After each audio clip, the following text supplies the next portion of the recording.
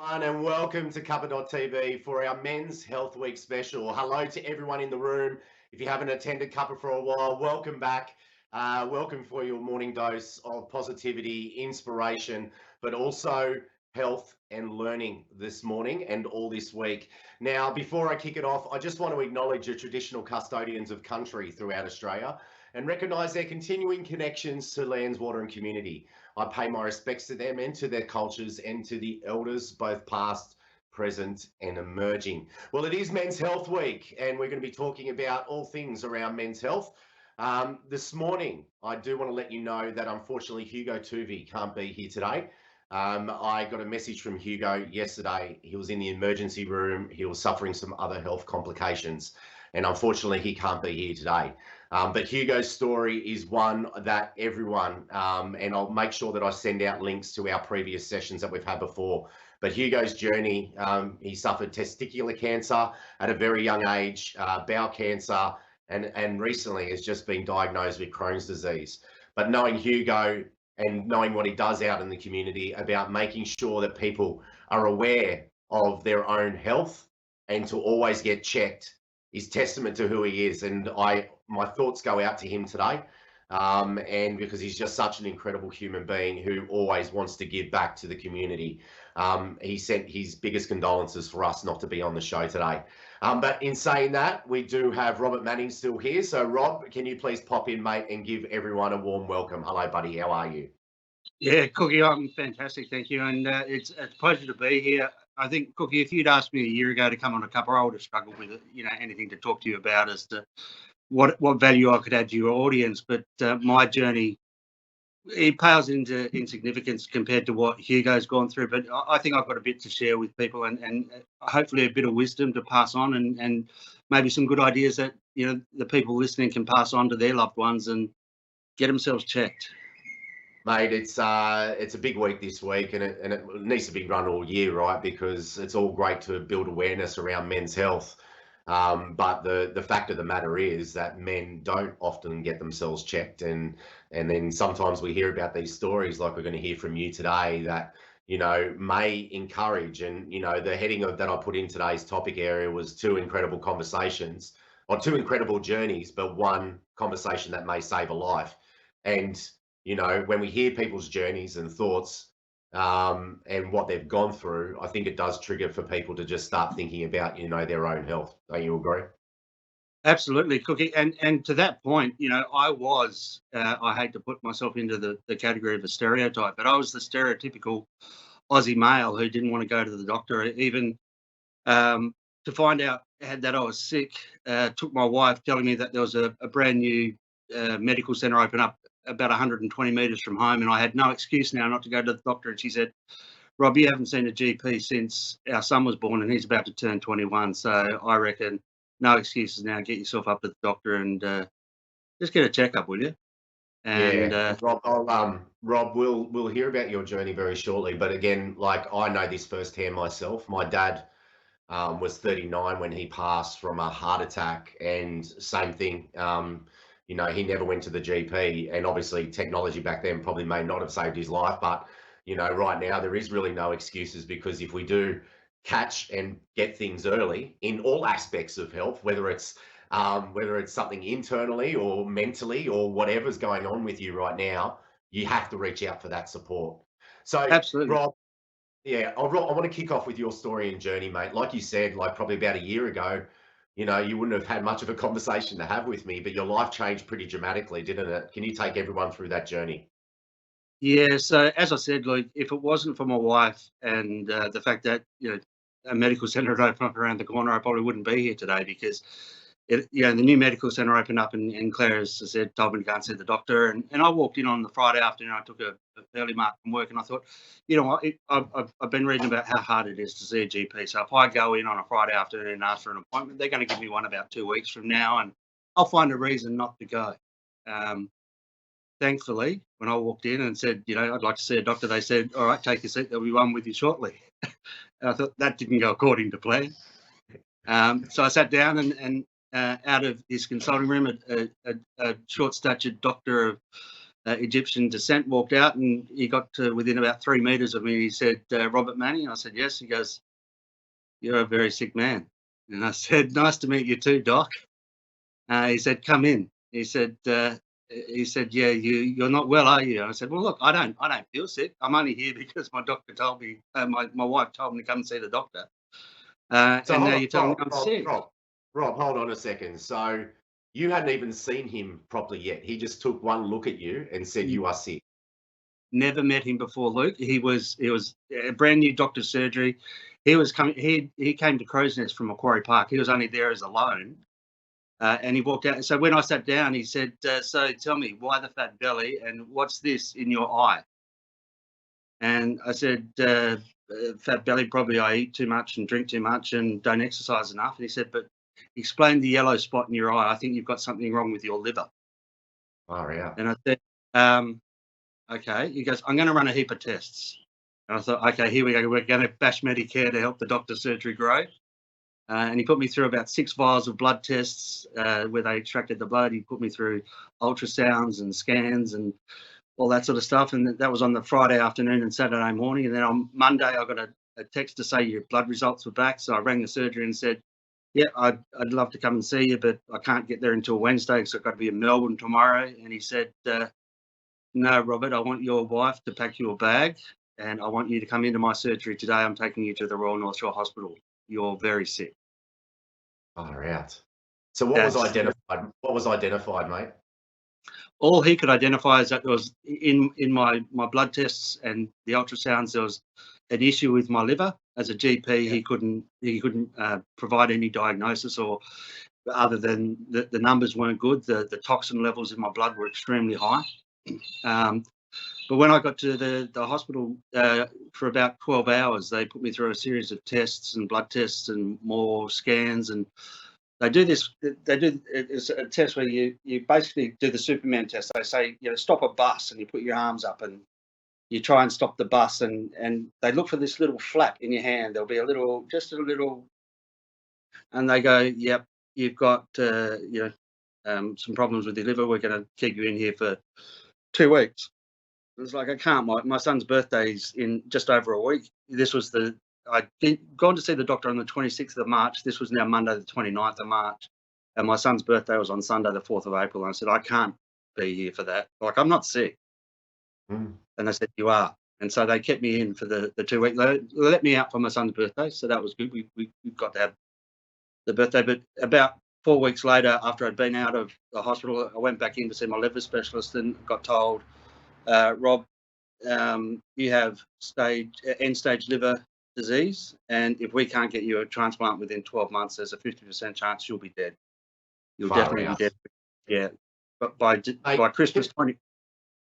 can I just ask you, if you didn't go to that doctor that day, you wouldn't be here now, correct?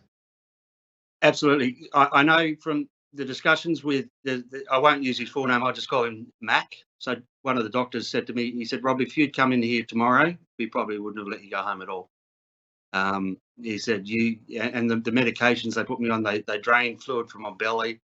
They explained the toxin levels. They talked about encephalitis, which was basically the toxins hitting the brain, and my speech had started to slur. I was forgetting things. I was becoming disoriented, not even knowing. Look, it was, as I said, I didn't feel sick, so I was just putting some of the sleepless nights down to a bit of stress with work, a bit of stress with business and that sort of stuff, and age. I was 54. I thought never been that age before, and I thought obviously as you get old, you start to creak a bit. You start to have trouble either sleeping or you have to get up and pee and all those sorts of things. So I just put it down to the frog in boiling water syndrome when they started telling me how sick I was. But when I got told the prognosis of death, a light went on, and it was like, you know what, I go through life, Luke. You and I, we've known each other for a few years now. We met through a good mate of ours, Eric Stevens at True Sydney, great bloke. And I know he and his family have been through a little bit, but it was one of those things. Like I'd always said to Eric, you go through life expecting it's never going to be you, and when you get told, you can live in denial, or you can go, you know what, I'm going to do everything the doctors tell me to do, and that's what I did. So look, I know we're short on time today, and we've got to get some important messages across, but you know, last year was a bit of a blur for me. Everyone goes, oh, it must have been a tough year for you. I said, you know, it wasn't tough on me, because even on the 19th of December, I got released out of hospital on the Friday, came up to Paradise. We live in the Central Coast now, so I've moved out of Sydney, I've retired. And for me, Saturday was a pretty nice day. And, you know, came into the street where we'd bought the home, and I started to cry. I said to my wife, I think I'm home. And then woke up Sunday morning. She said, you taking your medication? I said, no, I'm not taking it. And I actually couldn't put a sentence together. I thought I was talking normally, but I wasn't. And then by lunchtime, I, walking around without pants on and, not making any sense at all. She got me in the car, drove me straight to RPA. By 6 o'clock that night, I was in an induced coma, on life support with intubation, dialysis. And, it was a sliding doors moment for us, because I was in the coma for 11 days. Right. And they didn't know whether they were going to find a liver that would be suitable for a transplant. So the chances are that if they didn't find the liver within 2 weeks of me getting into hospital, I wasn't coming out. And I got to 11 days. And so 3 days away from, not being here. And, the saddest part from my perspective is that sliding doors moment, because it wasn't tough on me. It was tough on my wife, because with COVID, she couldn't get to the hospital to see me. She couldn't get to talk to the doctors because they were run off their feet. And so for 2 weeks, she was in an uncertain, cloudy place of not knowing whether she was ever going to see me again or I was going to see my son. And, it was one of those things that you do reflect. And I said, I know there's a greater purpose. And I was sitting there, and my dad came to me when I was in my coma, and he said to me, Rob, when you get out of this, and you will, you've got a job to do. Tell people they're not 6 foot tall and bulletproof like you thought you were. Go and see your doctor. Go and see your GP. There's nothing more important than finding out that you've got a problem, because if you don't know you've got a problem, you can't fix it. And mate, thank you so much for sharing that message, because it's so true. And I think Hugo, if he was here, would also say it doesn't matter what age you are either. Like, if there's something that you're not feeling like you're 100%, still go get regular checks, because you just don't know what might be going on. And Hugo is testament to that for young men. He started the group, what's it called? Stay Alive at 25 or something like that. Like, it can hit anyone. It's not just, the age difference. We just really need to think about our own health and have that as a priority, because so many of us, and myself included, as I'm talking right now, you leave these busy lives, but life can change in an instant. And it is Men's Health Week, so I don't feel bad in saying this. And I mean, we blokes, we tend to think that the world either revolves around us or depends upon us. So we think, if I can't get to that appointment, or if I can't do that meeting, if I can't do this, the world's going to fall apart. And the reality is, it doesn't. No.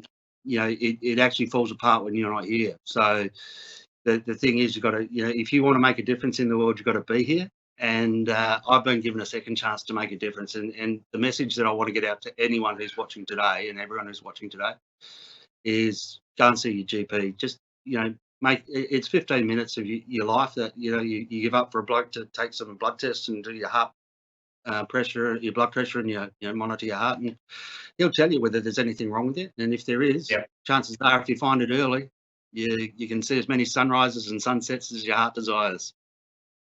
Mate, such a valid point there. And just hearing you say that, when you got through this, and lucky you had a donor, you're on a mission now to get people to raise that awareness. Not only about that though, Rob, mate, let's just talk about, donorship as well, because someone saved your life, Rob. Yeah. And look, this is the thing, right? So when you get the prognosis, the system that we've got in Australia is probably the best. And I will harp on a little bit about organ and tissue and Donate Life. The whole process of, from the moment I was diagnosed, the treatment I got, and everything else, even down to the level of the psychologists and social workers and all that sort of stuff. I had a counsellor, and you're right, Luke. Someone I have in my body now somebody else's liver, and for me to get that person passed away. So I know that I won the lottery. I'm the luckiest bloke alive. There was a family, as I said, I mentioned before, a sliding doors moment. There was a family who had to face the loss of someone that they loved dearly. They were in intensive care, and they were declared brain dead, or that their brain had lost activity, and there was no chance of them recovering. And so their family were asked the question: would you consent to the organs of your loved one being used to save someone else's life? And for me, the lottery balls came up my way, and I won. As I said, I was 3 days away from if that person wasn't dead, then I wouldn't be alive. So there'd be two people dead. And for me, like, as I say, organ donation, it's fast to do. You just log on to Donate Life /register, and you register your intention to donate. It's fast. It's free. You don't have to pay any money to become an organ donor, and it's painless. Yeah, when you donate your organs, I can guarantee you're not going to feel it. But the legacy of the gift of life that you leave. I wake up every morning and say thank you, like we do the acknowledgement to country. I acknowledge my donor and their loved ones, their family that said yes. And for me, it starts with a yes.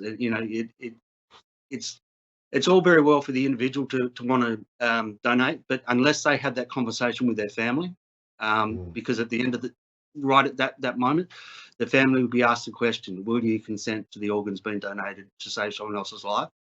And at the moment in New South Wales, Luke, we're running at 51% of those conversations being yes, so 49% are saying no. Wow. And nationally, it's only 54%. So if we can get that consent rate up to 75%, we'd save more than double the amount of lives that we're saving at the moment. Last year, we saved about 430 lives.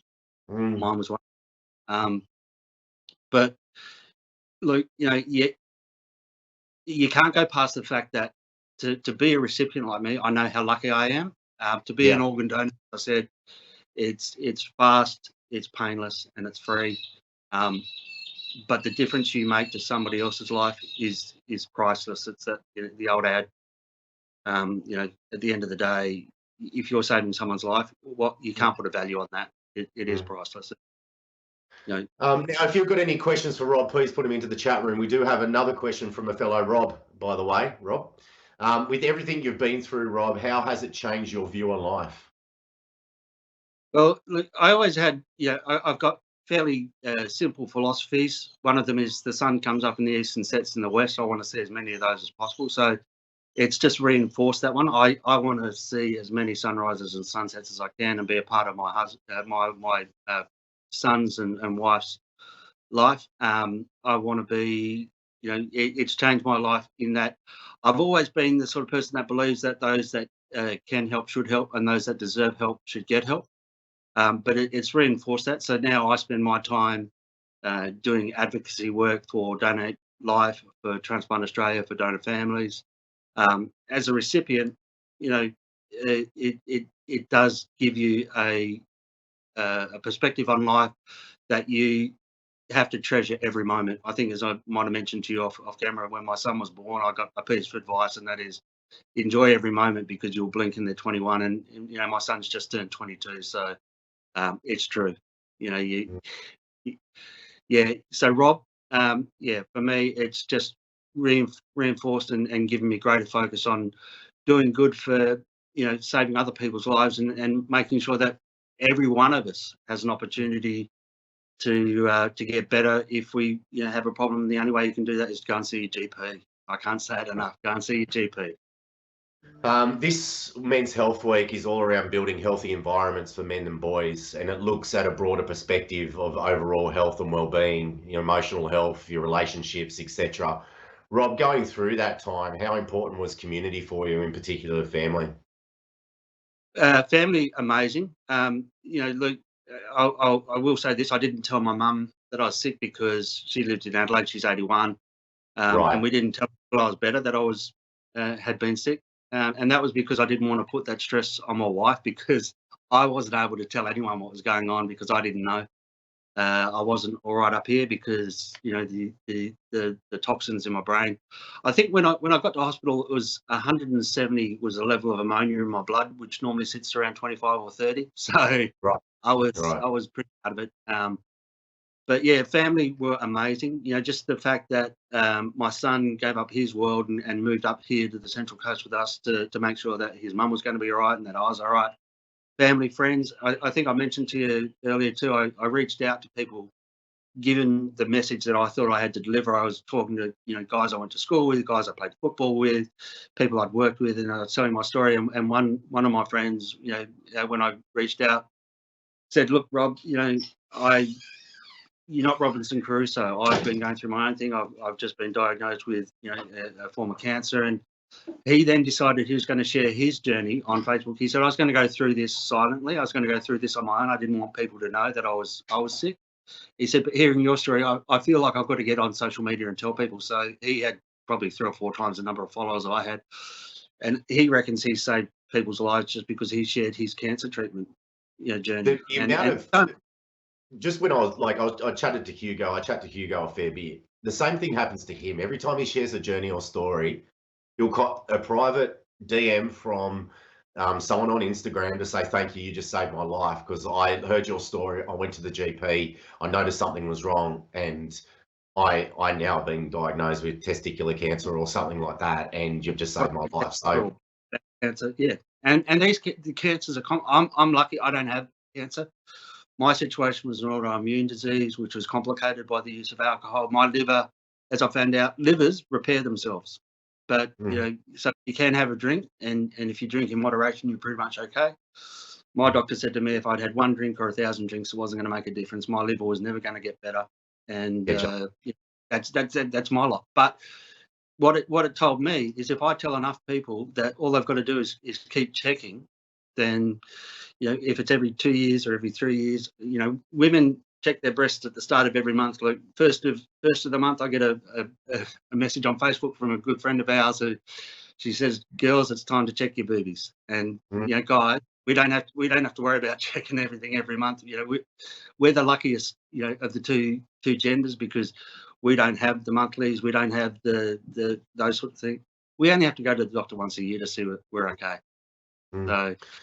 In saying that, we do live 4.4 years less than women. Because we don't go to the GP, Luke. We don't. Mate, look, if we saw a doctor, I reckon we could catch him. Yeah, well, that's true. That's true. Mate, I just want you to how do we change that mentality amongst us men to do it? Is it to hear more stories, or what's your thoughts? Yeah, I mentioned before, or you asked before about community. I'm going to point to the Killarney Vale Bombers. When I moved, I should point that way. Camera's back. That's it. For me, Luke, being a part of a community like a footy club, I've been involved in footy for 50 years, and it wasn't until this year that around the club we've started talking about this sort of stuff, and it's because I joined the club, and I've a bit of a tree rattler and all that sort of stuff. So making a noise, people started to listen and ask questions. But for a long time in my footy clubs, Manly, in Adelaide, the clubs I've been involved with, we didn't talk about this stuff. And the way we're going to do it is to have these conversations. Cuppa Life is brilliant in the way that it brings topics to the table that you need to talk about. When I was talking to people about coming on here today, I said, we're going to talk about some things that, we blokes don't want to talk about. We don't want to talk about that we might be sick. We don't want to talk about we're going to the doctor because, that's what weak people do. I think strong people go and get their issues identified. And then like Hugo, like when you introduced me to Hugo and you talked about his journey, every time he turns around, life's punching him in the face and he stands back up and says, "What do you got next?" And, we found out, on Friday or on Sunday morning, he went to see, the guys at Sunrise on Channel 7, and you would have looked at that bloke and thought he is, on top of the world and, operating, feeling like $1 million, telling an important story. Next day he finds himself in an emergency with some stuff that he's got to get checked out. So it can hit you so fast, and the only way you're going to survive this is to have the positive attitude, because my recovery is well ahead of schedule. And in talking to my specialists, they go, Rob, we've had people younger than you, older than you, with the same condition. They've not recovered the way you have. And they said, what's your secret? I said, it's attitude. You have to, you've got to fight. And the only way you can fight is if you've got people in your corner, and the only way you get people in your corner is to have the conversations. So if you've got sons, if you've got daughters, if you've got kids, talk to them about the importance of seeing doctors. There's not one of us who have got kids that hasn't raced their kid to an emergency department or to a doctor if they've got a sniffle or a cold or something like that. So we always think about other people's health, but we don't, as blokes, we don't talk about our own lot in life, and we don't talk about showing any weakness, because we might have some things going on in our heads. We might have some things going on with our hearts. Me, it was liver. We don't know because we don't have x-ray machines at home. But the only way to go is to go and you don't try and fix your own car unless you're a mechanic. So don't try and self-diagnose. Don't doctor Google it. Go and see your GP. Last question, mate, before we head off today, and I'll read out a couple of comments in the chat room, but your wife. Yeah. My rock, my angel. How can someone who is surrounded by, they've got a partner who's never gone to the GP, or, their son doesn't go as regularly as they should, or whatever it is, how do they approach the conversation with that other partner or half? And is it just because she obviously nagged you for a little bit there as well to get you to go there? Like, how do you get someone to do something and take action? Look, I'd never use the term nag when it comes to my wife. She encouraged me. She encouraged me in a very loving and caring way. Look, if your partner hasn't been to the GP in a while, ask him when he last got his car serviced, or ask when he, last caught up with his mates. Treat your doctor like a friend, because they're the ones that save your life. I mean, for me, Dr. Soleimani is the sort of bloke who, as I said, he clocked me as I walked in. And, I know, having spoken to I've spent the last 6 months doing a lot of advocacy work, talking to a lot of people, from GPs, specialists, recipients, donor families, living donors, politicians, media, journalists, all those sort of people. And, the one thing that resonates is that if you've got a good GP, someone who you can confide in and talk to, your chances of bridging that 4-year gap in life expectancy is going to be a lot better. Your GP should be treated like a friend. And if if your partner hasn't seen the GP, just ask the question, when was the last time you caught up with a mate? So go and see. Look, ironically, I actually did a little bit of commercial work, or I was in commercials, and for Pfizer I did an ad which was see your GP, and this was 6 years ago. And 6 years ago, I was sitting in a car talking to a pretend Uber driver who turns out to be a GP, and she said, "What's your message, Rob?" And I said, "Tell everyone to go to the doctor." And I sort of shrugged it off, took the money, and didn't see a GP until my wife said, "Do you remember you did that ad? The GP's opened up. Go and see them. Don't be a hypocrite." Well, and I think Jane's just written, nagging is the new encouragement. Love it. So that's good. So thanks, Rob, for that intel. But yeah. No, and as long as it's positive and coming from a place of love, it's never. Encouragement is encourage them to do the lawns, encourage them to take the rubbish out, and encourage them to see their GP. It's all encouragement.